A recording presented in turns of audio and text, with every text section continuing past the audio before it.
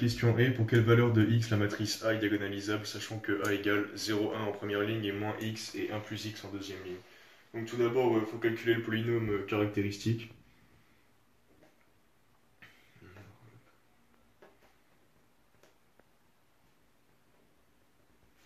Le polynôme caractéristique qui est égal à la matrice A moins la matrice identité fois le variable x.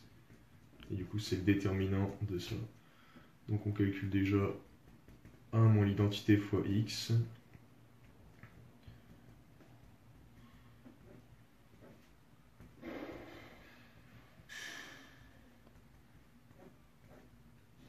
Ce qui nous donne moins x1, moins grand x1 et moins petit x. 1 plus petit x, moins grand x. Hop. Et ensuite, on calcule le déterminant de ce qu'on vient de trouver.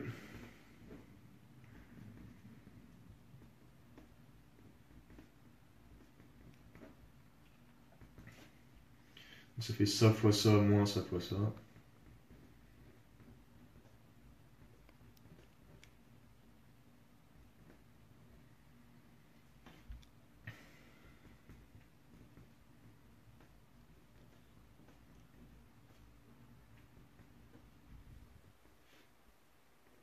Et au final, on obtient grand x carré, moins grand x facteur de x plus 1, plus petit x. Et donc la matrice est diagonalisable.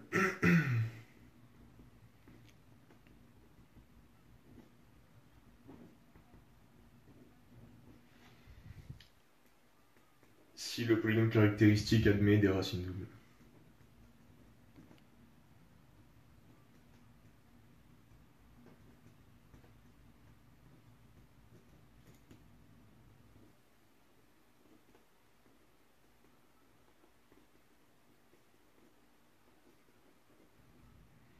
Donc pour cela, on calcule le discriminant.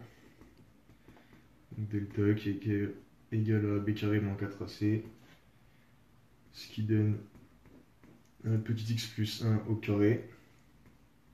Moins 4 fois le a facteur 1 devant grand x carré et fois x.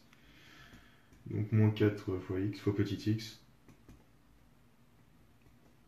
Ça donne x carré plus 2x plus 1 moins 4x. Ce qui donne au final x moins 1, le tout au carré.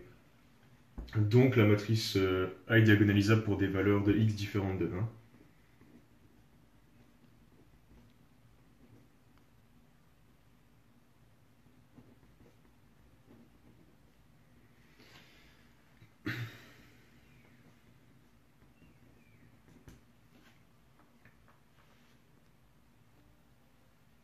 Donc maintenant on va voir le cas où la matrice elle est diagonalisable. Donc pour cela on va déjà calculer les deux racines du delta.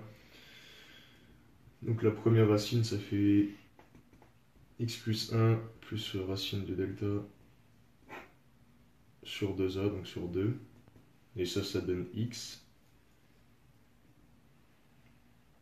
Ensuite deuxième racine moins b toujours, moins racine de delta sur 2, et ça donne 1. Attends.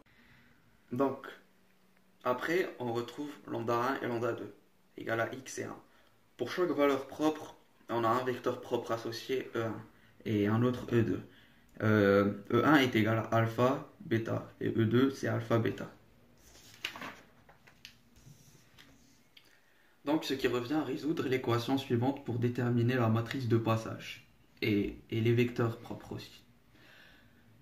C'est résoudre AE1 est égal à 1 et AE2 égal à x2. On trouve que bêta égale à alpha et bêta égale à x alpha, ce qui nous donne E1, c'est le couple 1,1 et E2 et c'est le couple 1A. Et on sait par définition que A égale à PD P-1. P étant la matrice de passage et D la matrice diagonale et P-1 la matrice inverse de la matrice de passage. Donc la matrice D est égale à 1A, 0, 0. 1A correspond aux valeurs propres trouvées. Et la matrice de passage est 1, 1, 1A, ce qui correspond au vecteur propre. On détermine la matrice P-1. La matrice P-1 est la matrice inverse, ce qui nous donne 1 sur le déterminant de P fois la transposée de la comatrice de P. On trouve par la suite que P-1 est égal à 1 sur A-1 fois 1 moins 1 moins 1 et 1 moins 1 moins 1 étant la transposée de la comatrice P.